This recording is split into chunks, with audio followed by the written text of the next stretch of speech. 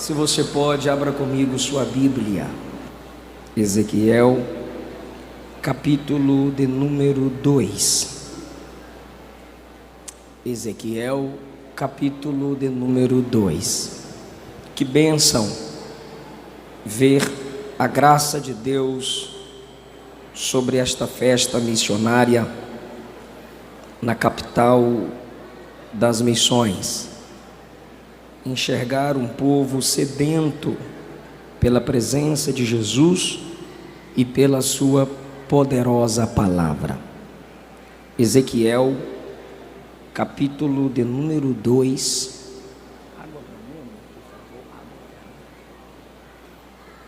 Eu quero ler com os irmãos, por favor, se possível, mantenha a sua Bíblia aberta durante a pregação.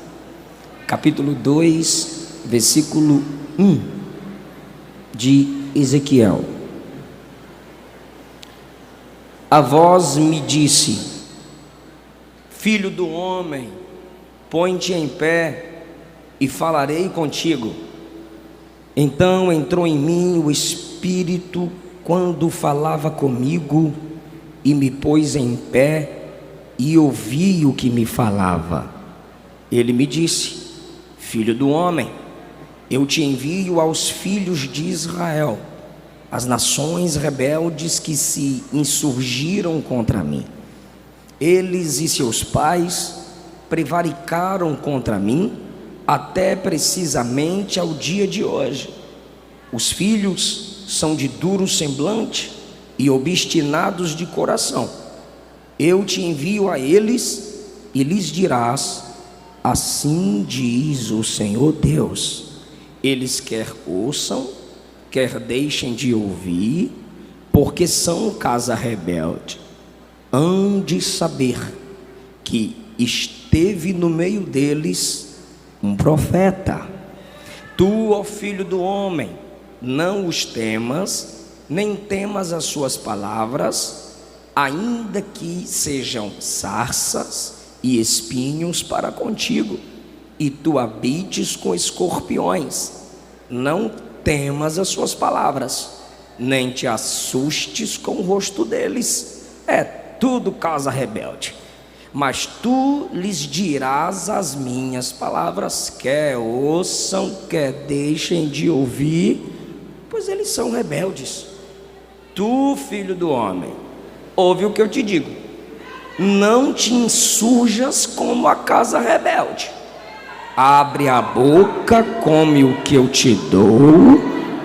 Então eu vi que certa mão se estendia para mim, e nela se achava o rolo de um livro.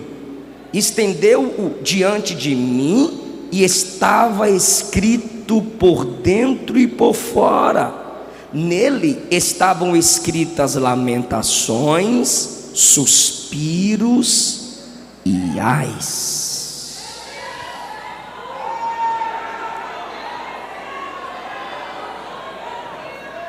Queridos, cada um de vocês, por favor, podem tomar o vosso assento. Pastor Zilmar, missionária Maria Inês, é um prazer revê-los. Servir a Deus mais uma vez ao lado de vocês é sempre inspirador. Que o Senhor Jesus continue guardando a vossa família cada vez mais. Minha gratidão a Deus pela vida do pastor presidente desta convenção, pastor Newton dos Santos, toda a sua família. Minha gratidão, pastor, pelo carinho, pela oportunidade que sempre me é dada para servir ao povo que Deus lhe tem confiado. Que a graça do Senhor continue sobre o seu ministério. Queridos, eu ainda quero agradecer pastor Wesley pelo carinho de sempre. A minha gratidão a Deus pela vida do pastor Israel, sua esposa missionária Monique e cantora. Meu muito obrigado pela vossa amizade. Pastor Júnior Trovão, irmã Luciana Lima, que Jesus os abençoe, os guarde, os use cada vez mais. Pastor Alex, prazer revê-lo. Pastor Juliano Fraga está aqui também, servindo a Deus, pregando a palavra de um modo lindo, como Deus o usa. Pastor Renan Lopes, um prazer revê-lo, que Jesus o abençoe e te dê graça cada vez mais. Irmão Melquisedeque, pelo contato, muito obrigado. E a minha esposa, que é um instrumento gracioso de Deus na minha vida. Dessa feita nós estamos com os nossos filhos, o Eliseu Filho e a Esté Caroline. Nossa gratidão pela vida da Aline, cantora Aline Teles. Meu abraço a sua esposa, irmão Pablo. Galego, Silas, parabéns pelo seu aniversário. Galego, obrigado. Silas, mais uma vez, obrigado. Queridos, eu quero falar com vocês sobre a chamada do profeta Ezequiel. Ezequiel, alguém que está num ambiente de cativeiro por causa da disciplina de Deus sobre o seu povo. Antes do cativeiro, Deus levantou profetas, e no meio do cativeiro Deus também levantou profetas. O cativeiro, como eu já disse, veio uma disciplina de Deus para sarar o povo, libertar o povo da doença, do pecado, da idolatria. Como Israel é chamado de casa rebelde, Deus dá ao profeta um chamado extraordinário. Quando eu digo que o chamado é extraordinário, eu digo o modo pelo qual Deus chama a atenção do profeta. Os céus se abrem, ele vê o serviço dos anjos no céu em adoração a Deus. Ele vê que o trono de Deus se move e mistérios lhes foram revelados.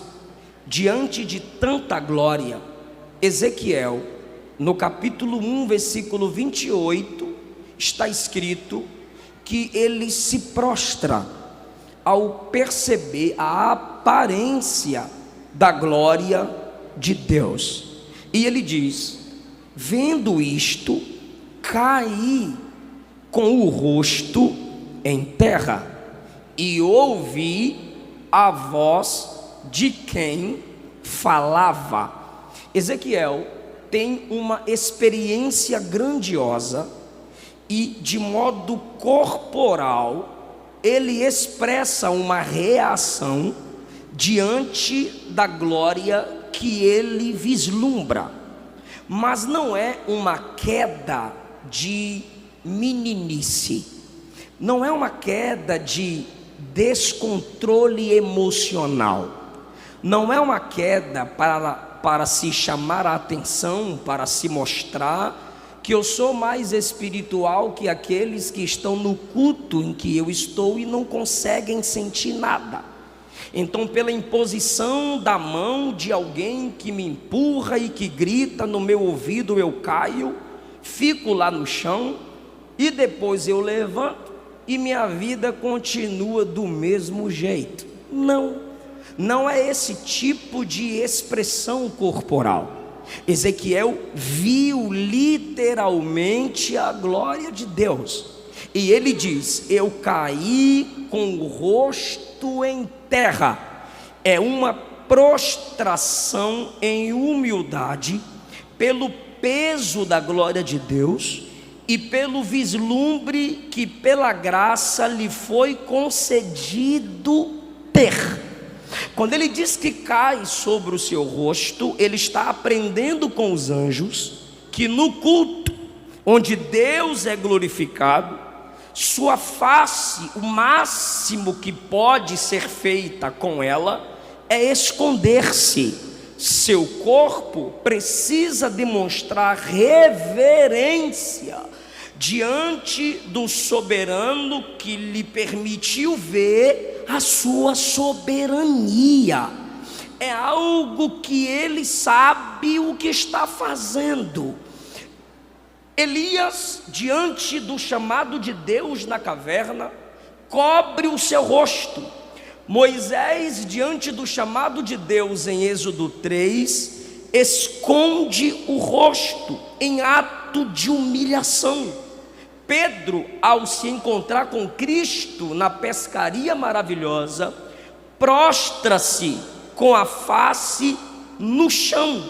É sempre uma prostração para frente, o curvar do corpo em sinal de humildade e reverência diante do soberano que se apresenta. Se ele viu os anjos em adoração humilde diante do grande Deus, por que ficaria ele em pé? Óbvio, diante de autoridades nos levantamos, mas diante da glória de Deus não há quem suporte ficar em pé.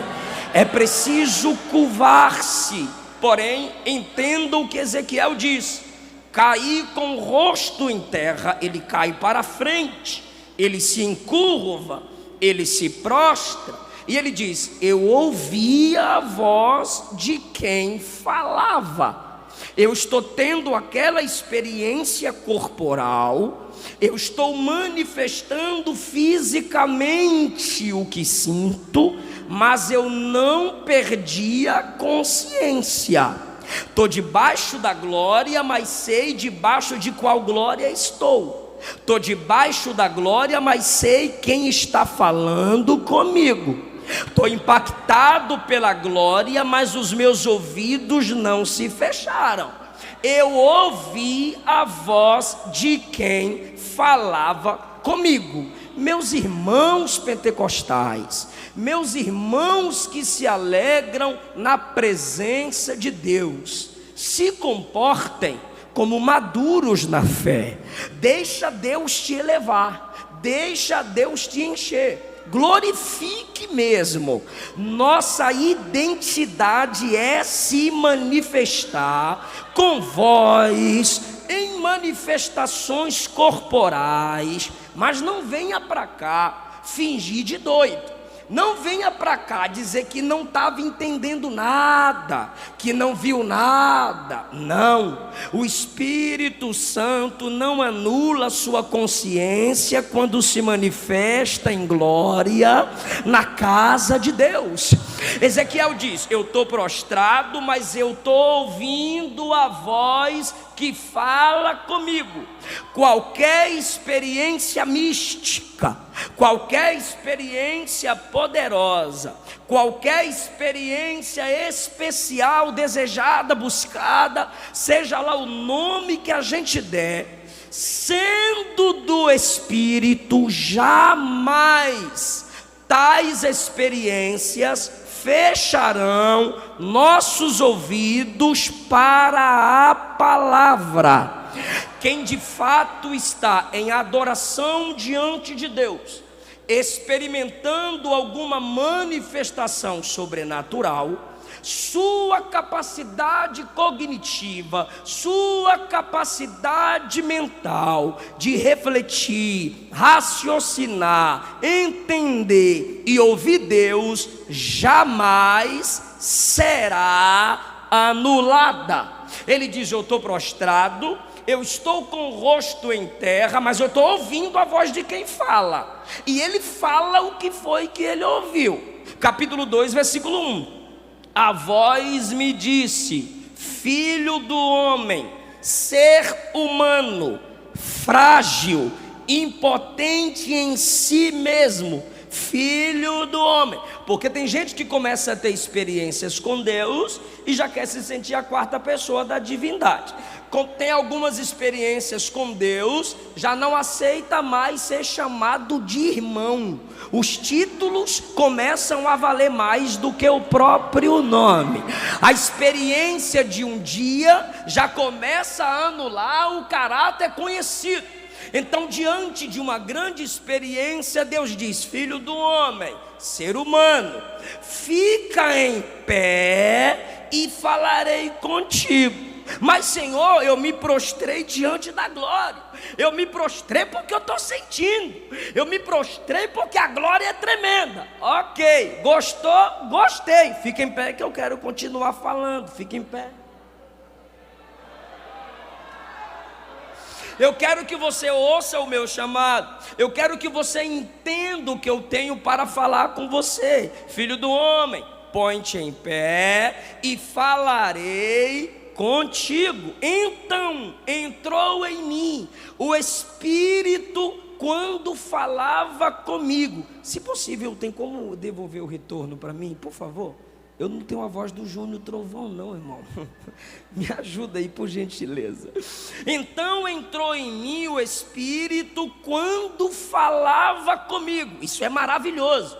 Entrou em mim o Espírito, ou seja, ele sente uma efusão do Espírito na sua interioridade.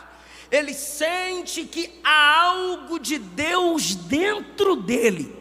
Fisicamente, pastor Gilmar, ele se prostra, mas lá dentro ele sente o impacto. Depois que ele ouve a voz, põe-te em pé e falarei contigo. Ele não se levantou. Deus está mostrando sua incapacidade para cumprir a chamada. Ele é levantado. Entrou em mim o Espírito quando? Quando falava comigo.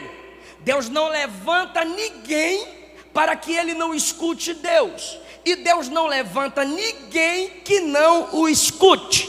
Enquanto ele escuta a voz, ele é levantado, e enquanto ele é levantado, me pôs em pé e ouvi o que me falava. Ele é levantado ouvindo Deus, e quando ele é levantado, ele continua ouvindo Deus.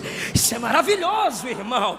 Deus te levanta se você o escuta, e quando de pé você está, para se manter em pé, você precisa continuar ouvindo Deus. Eu ouvi o que ele me falava.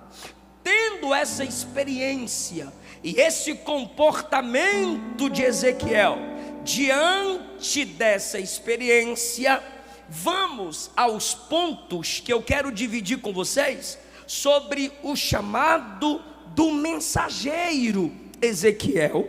E esses princípios é para a igreja.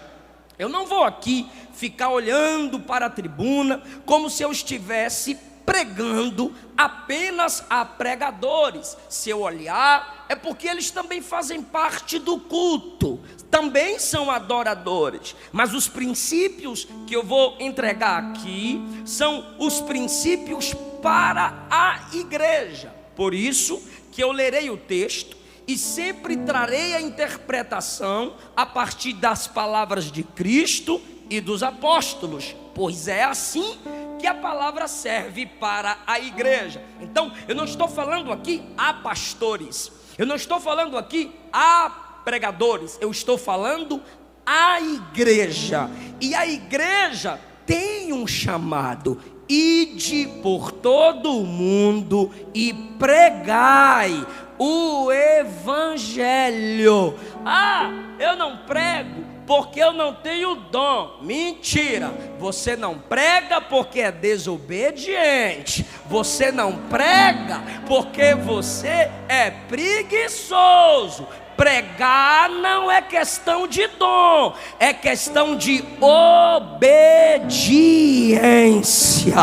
A ordem foi: ide e pregai. Atos capítulo 1, Jesus disse: vocês vão receber poder ao descer sobre vós o meu Espírito, e ser-me-eis testemunhas, tanto em Jerusalém como na Judéia, Samaria e nos confins da terra. Vou repetir o versículo: ser-me-eis testemunhas. Isso é para a igreja. Tanto em Jerusalém como na Judéia, Samaria e até os confins da terra. Por que eu repeti o versículo? Porque às vezes nós olhamos esse versículo e colocamos ele numa escala de prioridade. Primeiro Jerusalém, depois Judéia, depois Samaria, depois confim da terra. Não foi isso que Jesus disse. Aí a gente coloca essa escala de prioridade e diz: eu não vou pregar lá, porque eu ainda não preguei na minha Jerusalém. Está errado, não é isso que o versículo diz. Bora falar o versículo de novo? Ser-me-eis testemunhas tanto em Jerusalém, Judeia, Samaria e nos confins da terra. O que Jesus está fazendo não é estabelecendo escala de prioridade, primeiro, segundo, terceiro, quarto. Não. O que Jesus está falando é: enquanto prega em Jerusalém, é para pregar na Judeia, é para pregar ao mesmo tempo em Samaria, é para pregar ao mesmo tempo nos confins da terra. Não há esse negócio de priorizar. Depois que o Espírito foi enviado, a missão da igreja é: onde houver almas para serem evangelizadas, ali existe um campo missionário. Como respondeu John Wesley: a minha paróquia é o mundo. Todo servo de Deus é um mensageiro, toda serva de Deus é uma mensageira. Todo cristão, de novo, como disse o John Wesley, tem que estar preparado a pregar e a morrer, sabendo que eu estarei pregando a igreja. Primeiro lugar, mensageiros de Deus devem primeiramente ser impactados pela glória de Deus.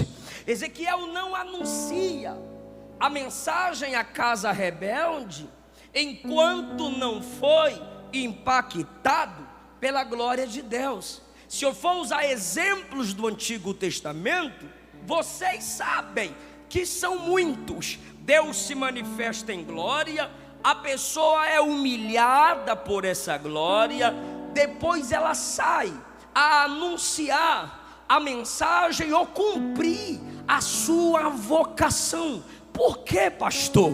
Porque os que mais admiram a glória de Deus são os que se esforçam para melhorar a vida dos homens. Sem antes de ver a glória de Deus, a gente não consegue enxergar nem a nossa miserabilidade, quem dirá a miserabilidade do outro. Enquanto o Espírito Santo não fizer brilhar diante de nossos olhos a glória ou as glórias de Cristo, enquanto meditamos nas Escrituras, não estaremos prontos a falar de Jesus. Eu vou repetir: enquanto o Espírito Santo não fizer brilhar diante de nossos olhos as glórias de Cristo, enquanto lemos a Bíblia, nenhum de nós estará apto a falar de Jesus. Ezequiel viu anjos adorando, Ezequiel viu anjos se submetendo à direção do Espírito, Ezequiel viu o trono se movendo, Ezequiel viu rodas, Ezequiel viu coisas gloriosas, maravilhosas. Porém, depois dessa gloriosa visão é que ele pode ir. Os discípulos, antes de se tornarem apóstolos, tiveram que ver a glória de Cristo. Viram a glória de Jesus na grande pesca, viram a glória de Jesus na transformação da água em vinho, viram a glória de Jesus nas ressurreições, viram a glória de Jesus na cruz, viram a glória de Jesus na sua ressurreição, viram a glória de Jesus na sua ascensão. Depois disto, foram falar de Jesus. Se você não viu a glória de quem te envia, você, quando for enviado ou oferecido, vai pensar que a glória é tua, vai pensar que é por tua causa, vai pensar que é porque tu é top. Por quê? Porque você de fato não reconheceu a verdadeira glória. Agora olhe para o ministério de alguém que brilha, olha para o ministério de alguém que é respeitado, mas continua de pé, continua honrando a família, continua honrando as doutrinas da Bíblia. Continua, pastor, continua ganhando alma e cuidando de gente. Continua, pastor, e não precisa humilhar ninguém para crescer. Não, pastor, não derruba ninguém para subir na vida. Não, pastor. Qual é o segredo? É que quem viu a glória de Deus sabe que a glória humana não é nada. Quem já viu a glória de Deus não aceita glórias humanas, nem a sua própria. Quem já viu a glória de Deus quer trazer os homens a se tornarem semelhantes a Cristo. Oh, irmão, essa é a noite que eu te convido. Medita na glória da encarnação, medita na glória das pregações de Jesus, medita na glória da ascensão de Cristo, medita como Ele está à direita de Deus intercedendo por nós. Tudo isso é glorioso. Se Jesus for o centro do seu ministério, aí você verá que só a glória dele é suficiente. Aleluia. A Deus toda a glória, a Deus toda a glória,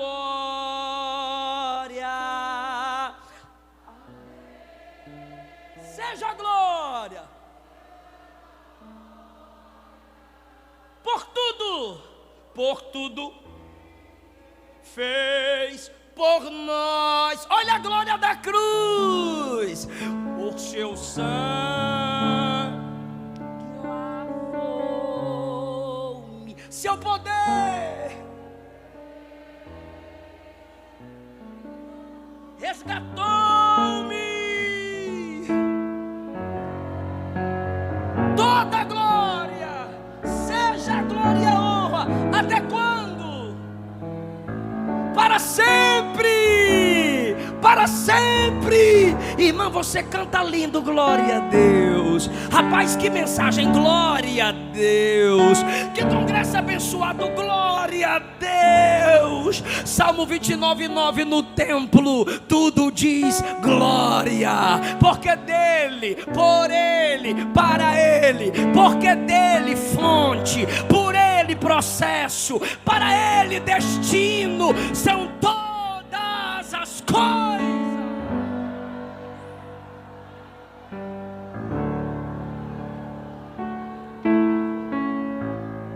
Quem quer servir como mensageiro de Deus deve reconhecer que o chamado vem somente de Deus. Não é a necessidade do campo. Está faltando pregador, vou meter as caras. Não inventa não.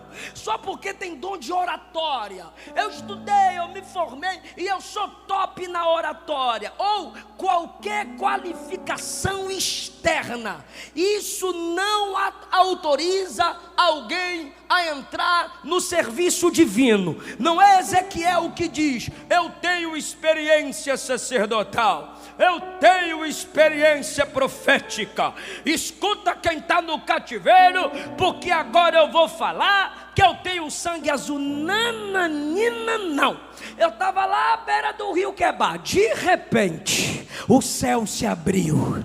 De repente, eu vi visões de Deus. Filho do homem, põe-te em pé. Eu quero falar com você. Filho do homem, agora vai pregar. Pregar para quem? Para casa rebelde. Filho do homem, vai pregar. Talvez eles não te escutem, mas você vai falar a si mesmo.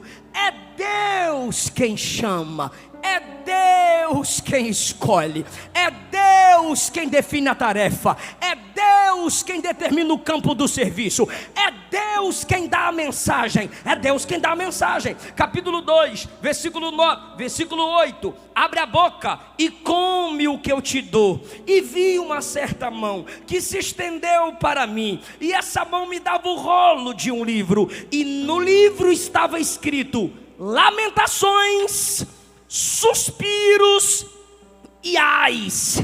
Ô Senhor, não tem uma coisa legal? Não, se eu te chamei, sou eu que dou a mensagem. Não, Senhor, coloca um negocinho mais leve aí. Se eu te chamei, sou eu quem determina a mensagem. Não, Senhor, mas não vai ser muito legal eu pregar isso aqui. Se foi eu que te chamei, sou eu quem determina a mensagem. Se a mensagem é alterada por aqueles que te escutam, você não foi chamado por Deus. Se você tem que alargar a porta que é estreita, você não foi chamado por Deus. Pastor, se eu não sou chamado, eu sou o quê? Enxerido, oferecido, que pensa que a chamada é leve. Agora quem Deus chamou, Ele dá o rumo, Ele dá a mensagem, Ele dá a direção, Ele determina o público, Ele determina a hora. Quem é chamado por Deus é controlado por Deus. Se Deus não te controla, você não tem vocação.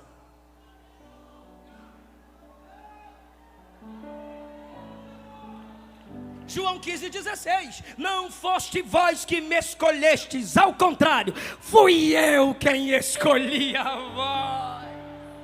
Atos capítulo 13: separai-me, separa para mim Barnabé e Saulo. É Deus quem determina a missão. Agora está na moda aí, algumas pessoas, como disse o pastor Juliano, não fazem diferença nenhuma na igreja onde congrega, não passa de net crente. O que é o net crente? É o crítico da net. Google copia cola. A página do Facebook é seu certificado de ideologia. Por quê? Porque os comentários já estão prontos, mas na igreja não levantam um dedinho para responder na escola dominical. Não tem capacidade, não ensina ninguém na igreja onde congrega, mas na net, tu é o bichão mesmo. São esses caras que vêm cá e dizem assim: pregar na rua ninguém quer. Aí os irmãos sabem que às vezes eu não tenho paciência. Aí eu chego e falo assim: me manda foto de tu pregando na rua.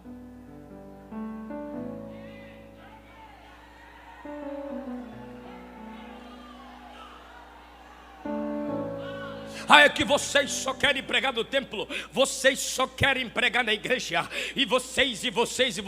Queridão, quando Ele chama, Ele determina o que falar, onde falar, para quem falar.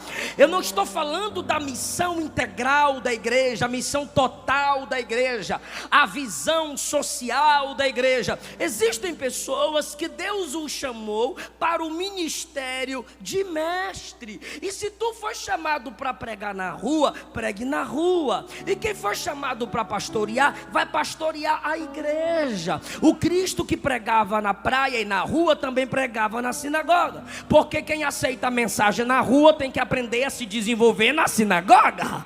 Quem prega na rua aprendeu aonde? Na igreja. Quem aprende na igreja, pratica em casa, prega na rua. Aquele que você evangeliza na rua, ele tem que ser trazido à igreja para aprender com o seu pastor, para aprender com o teólogo que tu critica, porque ele sabe o que tu não sabe. Então entenda o que eu vou lhe dizer: o evangelista prepara a terra, o pastor lança a semente, o mestre rega, o profeta vigia, e o ministério apostólico envia aquele que o pregador de rua ganhou. Lembra quando Paulo disse: eu plantei, Apolo regou e Deus deu o crescimento? O evangelista planta, é o pregador da rua. O mestre rega e Deus dá o crescimento. Quem é o pregador da rua? A ovelha enviada para o meio dos lobos. Quem é o pastor e o mestre ou o profeta?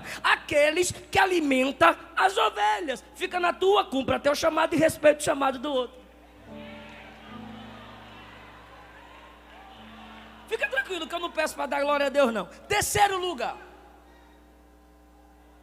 quem serve como mensageiro de Deus será por Deus capacitado. Filho do homem, põe-te em pé. Eu até queria, mas eu não consigo não. Tu acabou de ter uma experiência gloriosa, fica em pé. Não dou conta não. É agora que eu te levanto. Não entendi, pastor. Cada vez que você for fazer alguma coisa para Deus, e isso que você está fazendo para Deus, você pode fazer pela sua própria força, então pare de fazer pensando que você está fazendo para Deus, porque o que você faz para Deus não depende de sua força, tem que depender da força de Deus. Deus nunca vai te mandar fazer nada para Ele que você possa fazer pela sua própria força. Entrou em mim o Espírito e me levantou. Então, querido, o chamado de Deus para o serviço na igreja, para a pregação do Evangelho, não é feito com base no dom que você já tem. Deus não me chamou para pregar porque eu já tinha o dom de pregar. Deus não me chamou a escrever porque eu já tinha a capacidade da escrita. Deus não me chamou a estudar teologia porque eu já sabia teologar. É o contrário. Os dons me são dados com base na tarefa que Ele já me deu. Deus nunca te dará uma ordem se Ele não te capacita para obedecê-la. Eu sei que há um chamado no seu coração, há um desejo aqui para ganhar alma, e o Espírito está dizendo: esse desejo que arde é só o início do que eu quero fazer na sua vida. Então, antes de começar, enxerga a glória de Cristo. Antes de começar, se submeta na igreja onde você congrega. Continua ou comece servindo lá. Ajude lá. Seja uma bênção lá. Vai aprendendo lá. E Deus vai nos capacitando através dos irmãos que nos cercam, através dos pastores que nos aconselham, através dos nossos irmãos que vão nos exortando e vão tomando na nossa mão. Em quarto lugar, eu sei que você está anotando, quem serve como mensageiro na obra de Deus, ou seja, a igreja que é a mensageira de Deus, deve reconhecer que o chamado não é para o sucesso, mas é um chamado à fidelidade. Deus não me chamou para ter sucesso. Alguém já me perguntou, e eu sei que já perguntou aos pregadores que estão aqui: qual o segredo? Segredo de quê? Segredo de quê? Para ter esse tanto de seguidor, esse tanto de agenda, viajar como vocês viajam. Ou qual o segredo de ter a palavra na mente, de não ter medo de falar o que a palavra ensina? Aí sim a pergunta é certa. Qual o segredo, irmão? Jejum, oração, leitura da palavra, servir a sua igreja local. Forte, né? Profundo, irmão.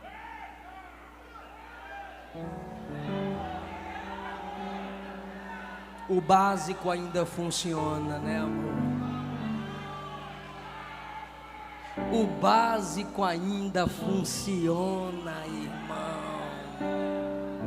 Deus não chama o profeta para o sucesso. Olha que coisa linda, interessante, completa e perfeita. Versículo 2, eu te levanto. Versículo 3, eu te envio. Eu vou? Vai, mas é tudo casa rebelde. E eles e os pais deles pecam contra mim. Até hoje, viu? Ou seja, tu vai lá e vai encontrar eles rebeldes. 4, são tudo de semblante duro, vão te olhar com cara feia, viu? E obstinado de coração. Não é só a cara que é feia não, o coração também é, viu? Sério, Senhor, sério. Talvez eles não te escutem, tá bom? Eu não vou ter sucesso, eles não vão me escutar. Não, problema deles, eu não te chamei para ter sucesso. Como assim, Senhor? Está me chamando para quê? Escutando ou não, fale. Escutando ou não, fale. Tendo resultado ou não, fale. Dando glória ou não, fale. Gostando ou não, fale. Agendando ou não, fale. Ganhando seguidor ou perdendo, fale.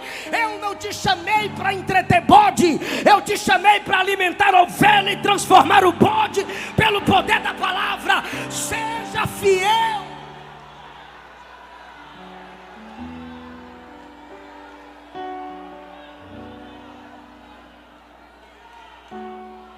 Eu sinto a presença de Jesus nessa palavra. O Espírito está dizendo: não importa o que dizem, não importa os bloqueios, não importa o que fecham. Se a palavra está aberta, se a porta do quarto é fechada para orar, fica com Deus, fica com Deus, seja fiel a Deus. Jeremias pregou 40 anos e foi todo mundo para o cativeiro, mas ele morreu fiel.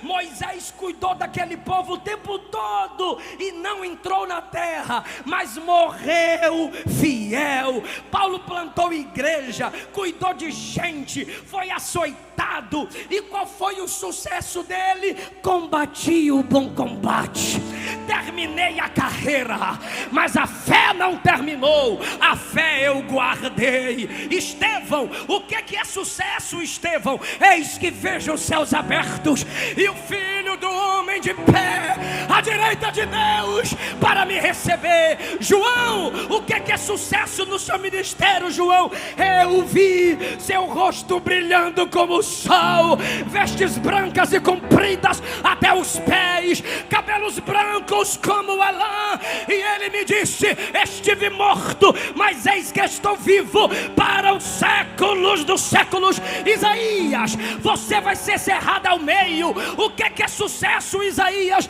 No ano em que morreu o rei Uzias, eu vi o Senhor assentado sobre um alto e sublime trono, a sua glória enchia o templo, serafins voavam ao redor dele, cada um dizia um para o outro: Santo, Santo, Santo é o Senhor dos exércitos. Isso é sucesso ministerial, saber quem é Deus, saber quem te chamou.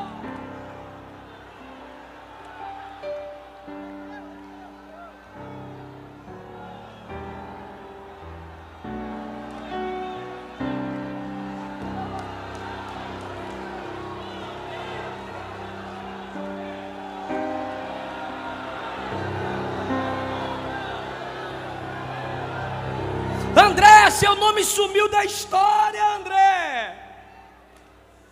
Você trouxe o menino, você compôs 2 beijinhos, tu trouxe Pedro, e depois tu trouxe os gregos, André. Depois tu some, André. Aí André pergunta: quantas almas Pedro ganhou? Aí tu diz: quase 3.000. Aí André pergunta: e quem trouxe Pedro para Jesus?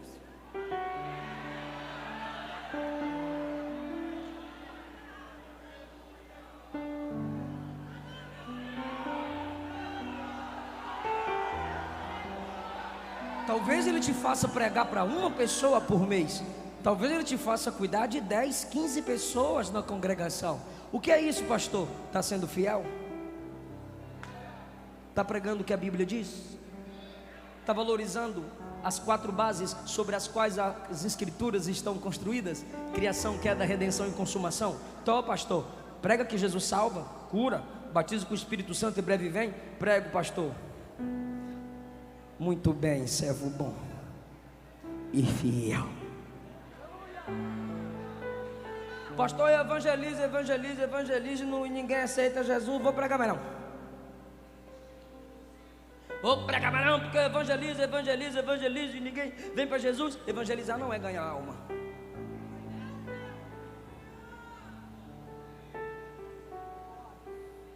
Evangelizar é evangelizar. Você chega para a pessoa e fala de Jesus, planta a semente. E depois, pastor, dá tchau. Deixa eu passar. Foi por isso que Jesus disse em João capítulo 4: verdadeiro é o ditado, um planta, outro colhe, e eu estou enviando vocês a colher onde outros plantaram. Então tem gente que aceitou Jesus na pregação do pastor Júnior Trovão, mas quem evangelizou? Ninguém sabe. Tem gente que se entregou a Cristo numa pregação minha, mas quem evangelizou aquela pessoa? Ninguém sabe. O céu viu, Jesus viu. Foi a avó, foi o vovô, foi o tio, foi a amiga, foi o amigo. Seja fiel, apenas abra a palavra e ele se responsabiliza com os resultados.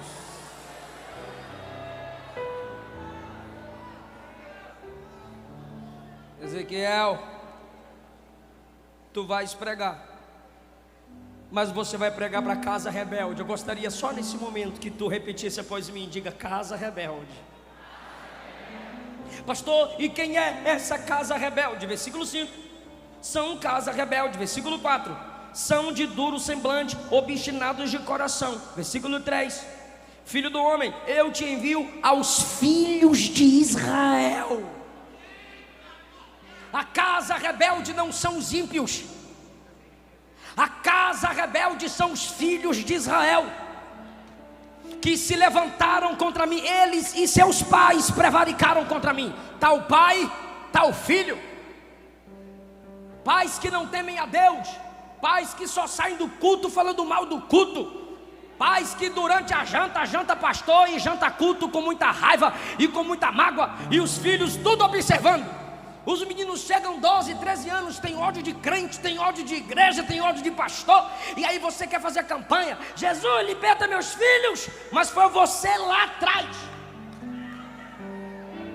que, por causa de suas mágoas, suas imaturidades, sai gerando escândalo no coração daqueles a quem Deus lhe confiou para discipular para o reino. Pais aqui também podem ser mentores, porque está na moda agora o cabra, porque tem um número expressivo de seguidores, ele se apresenta como mentor. Nunca construiu nada e quer ficar te dando conselho construtivo. Nunca plantou uma igreja, nunca deu aula numa sala de teologia, nunca sentou numa sala expressiva de teologia, mas quer ser mestre. Casa rebelde. São pais rebeldes, teólogos liberais, gerando teólogozinhos liberais, pregadores que não pregam Cristo, pregadores que não pregam Cristo, pregadorzinhos que pregam sermõezinhos, gerando crentezinhos, não meditam nas escrituras, não se aprofundam na verdade cristocêntrica do evangelho. E assim, meus irmãos, eles são mestres que vão gerando seus discípulos, falsos profetas que geram outros falsos profetas. Olha o que é que Deus diz: eles são casa rebelde, família. Eles são pais e filhos, são mentores e mentoriados, são líderes e liderados. Jesus disse que os fariseus atravessavam mares para gerar filhos do inferno 2 vezes. Sabe o que é filho do inferno 2 vezes? Gente gerada por falsos ministros que serão condenados 2 vezes mais do que seus próprios líderes. Se você faz parte de uma igreja de um falso pastor, você é tão falsa ovelha quanto ele. Se você faz parte desse evangelho falso e coach, você também é filho rebelde. Mas é uma casa, é uma família, é uma gangue, é uma quadrilha que se autoprotegem, que se autodefende, são viciados na cobiça, defendendo seus traficantes que são falsos pregadores. Mas Deus está levantando Ezequiel, que abre a palavra da verdade para expor a verdadeira escritura e dizer: façamos filhos para Deus, discípulos para Cristo.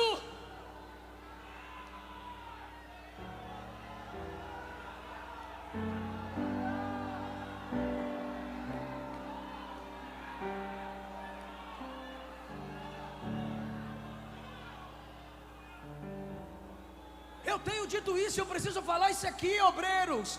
Pega as mensagens desses camaradas, desses falsos pais, desses falsos pregadores, e é só fazer uma comparação. Pega a mensagem deles e compara com a mensagem dos patriarcas. Não combinou? Joga fora. Pega a mensagem deles, compara com a mensagem dos profetas maiores. Não combinou? Bloqueia. Pega a mensagem deles, compara com a mensagem dos profetas menores. Não encaixa, bane. Pega a mensagem deles, compara com a mensagem dos apóstolos. Não combina, exclui. Pega a mensagem deles, compara com a mensagem de Jesus. Não tem Cristo, não tem sangue, não tem cruz. Manda vazar, para de ouvir, manda se converter. pastor, por que o senhor está falando isso para a igreja? Porque a igreja é culpada. A igreja merece o pregador que tem, a igreja merece o pregador que convida, a igreja merece o pregador que escuta. Elias olhou para Israel e disse: vocês vão trazer os falsos profetas até a mim e eu matá-los-ei. Paulo disse que nos últimos dias alguns dentro da igreja terão comichões nos ouvidos e vão gerar seus próprios mestres, vão financiar seus falsos profetas, vão sustentar seus falsos profetas. São Jezabéis trazendo falsos profetas para se assentar na mesa dela. Se você concorda, aceita, anda junto, você é tão falso quanto eles.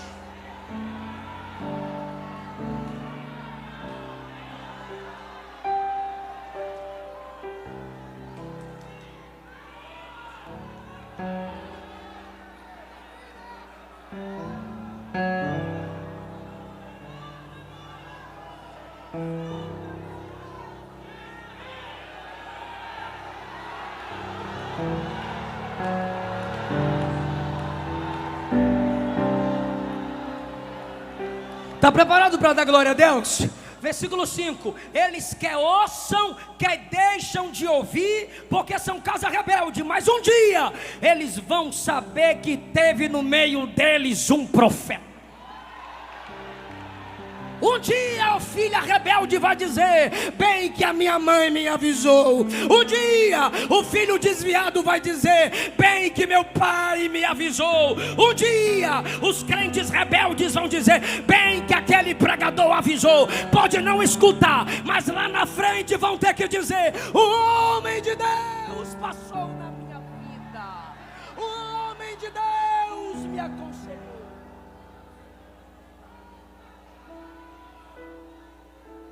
O que é a casa rebelde? Versículo 6: não temas as suas palavras, porque o rebelde fala. O rebelde tem a síndrome da serpente no Éden. Fala daquilo que não foi chamado para falar. Porque Deus não deu a palavra para Eva, Deus deu para Adão. Adão que transferiu a Eva. Originalmente Deus deu a Adão. É só ler Gênesis 2. Deus não deu a palavra para a serpente, Deus deu a Adão. E quem é que fala em Gênesis 3? Eva e a serpente. E Adão, que tem a palavra, calado.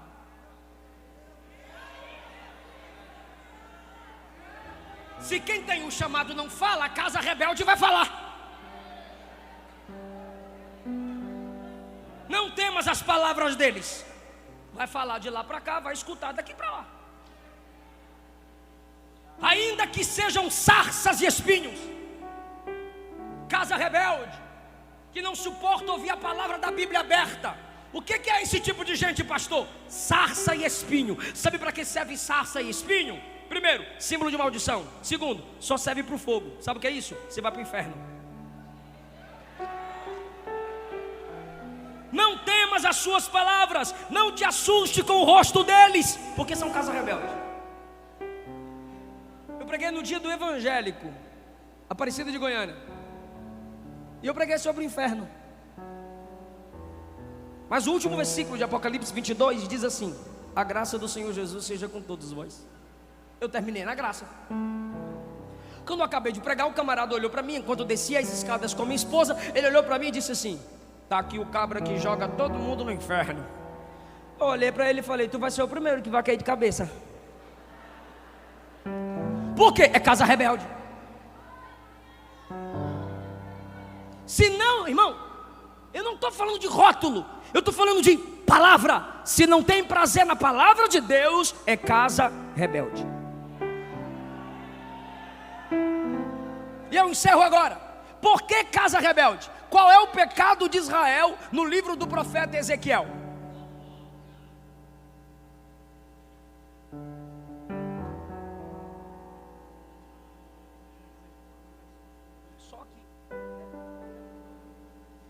O que é casa rebelde em Israel? É o povo desejando um milagre. Que milagre é esse? O Egito virá nos tirar do cativeiro. Mas quem foi que enviou aquele povo para o cativeiro? Pode falar? Diga a Deus. Pode falar? Diga Deus. Sangue de Jesus. De novo, o povo debaixo do ministério de Ezequiel está dizendo assim, ó: eu creio no milagre. Sabe qual é o milagre? O Egito virá nos livrar. Eles queriam milagre. E os que querem milagre são chamados de casa rebelde. E qual é o milagre que eles desejam? O Egito nos livrará do cativeiro. Vou perguntar de novo: mas quem levou aquele povo para o cativeiro? Deus. Logo, você querer um milagre fora da vontade de Deus te torna participante da casa rebelde. Quem mais deu trabalho a Moisés no deserto? O povo que mais viu milagre. Quem mais rejeitou Jesus no seu ministério terrenal? Os que desejavam milagres. Quando eu me torno casa rebelde, milagre é aquilo que Deus faz sem a minha intervenção. Agora, quando que eu sou casa rebelde? Quando eu quero que Deus faça tudo e eu não faço nada. É quando eu quero viver um evangelho vagabundo. E como diz a Luana, vagabundo não, inadequado. Então tá bom, inadequado. O que é o evangelho inadequado? Deus faz tudo e eu não faço nada, porque Deus é amor. Eu fiz a minha campanha e eu vou receber minha bênção. E o que que Deus está dizendo? Casa rebelde. Quando eu sou casa rebelde? É quando eu quero falar em línguas, mas eu não seguro a língua que tenho. Casa rebelde. Quando eu quero providência enchendo a minha casa, mas eu não consigo matar a fome de quem passa fome. Casa rebelde. Eu quero que Deus me levante, mas eu não levanto ninguém. Casa rebelde. É quando eu pulo demais no domingo, mas na segunda eu não pratico nada que eu aprendi no domingo. Casa rebelde. É quando na minha igreja tem muita dança, mas não tem nenhuma mudança. Grita muito, mas não comunica nada. Casa rebelde. É quando eu quero que Deus levante profeta para mudar a situação da igreja, aí eu viro desigrejado para criticar a igreja. Casa rebelde. É quando eu quero que o céu se abra, mas eu não fecho a porta do quarto para orar. Casa rebelde. Eu quero ouvir a voz de Deus bradar, mas eu não abro a Bíblia. Casa rebelde.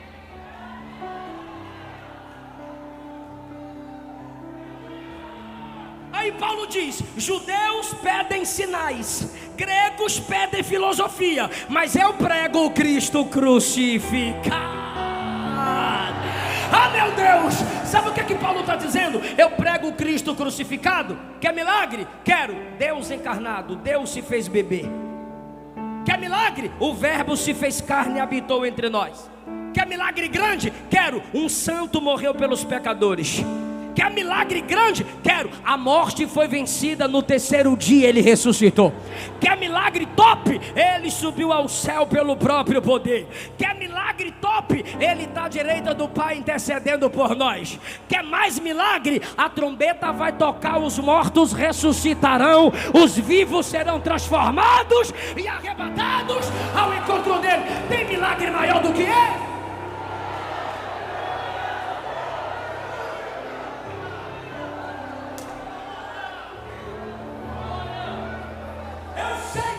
Milagre, mas eu não preciso depender dos seus milagres para continuar crendo nele. Se você não é casa rebelde, mesmo na ausência de milagres para você, você se encanta com os milagres que ele já fez. Salvou você, lavou você, perdoou você e está santificando o seu caráter. Fica em pé.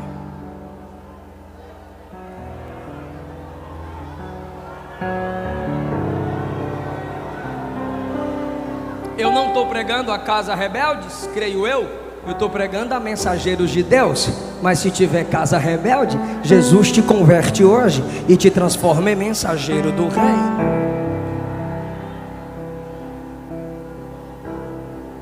Tem uma canção que a minha esposa canta muito. Olha o som voltando, olha o som voltando. Obrigado, sonoplasta. Tem uma canção que a minha esposa canta muito. Além do que sonhei. Deus te salvar foi além do que você sonhou. Deus te tornar membro do corpo dele foi além do que você sonhou. Vem cá, meu amor, cantar essa canção, essa música linda, que a gente agradece a Deus pelo milagres. ou pelos milagres que Ele já fez conforme a vontade dEle. Gideões missionários é além do que sonhamos. O pastor Júnior Trovão estava emocionado ao ver vocês aqui. É além do que sonhamos. Você vai agradecer a Deus pela família que você já tem. Você vai agradecer a Deus pela porta que Ele já abriu. Você vai agradecer a Deus pelas mensagens que você já escutou. Pode soltar o playback, Luana Rodrigues, que eu enviei, além do que sonhei. E a igreja vai cantar a Jesus também. Aleluia, aleluia.